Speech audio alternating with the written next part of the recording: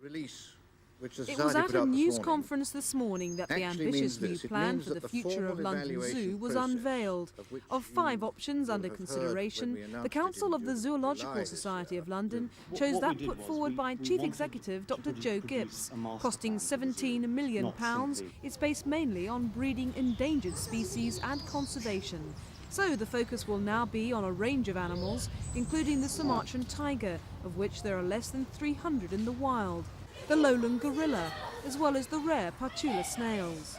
Plans are also afoot to create a new forest conservation area and to redevelop many old areas, like the Mapham Terraces, which have been closed for 8 years, and the Children's Zoo, to make visiting London Zoo a more intellectual and learning experience. There's no sense in pretending that we are somehow a nice greenfield site out in the middle of the countryside. We're not. What we can do, though, is we can breed certain species, we can keep certain species very, very effectively in the areas here. We're not, in any sense, and we would never want to subject animals to cramped conditions simply because we're on a relatively small site. We're not so small as all that. It's quite a large site, really.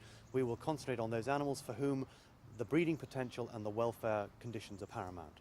Do you think this will really mean that London Zoo will be safe for generations? Well, of course, that's the clear intention. And indeed, we wouldn't have been starting out down this route had we not been confident that that would be so.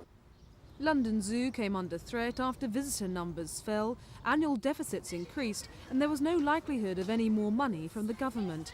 But there's been a marked reversal in the zoo's fortunes, not only due to increased gate receipts, but also to massive economies. A third of the staff have been made redundant, and a third of the collection moved to other sites. It's now hoped private sponsors, along with money from the Save Our Zoo campaign and day-to-day receipts, will keep the zoo alive. Full details of the 10-year plan won't be unveiled until the new year.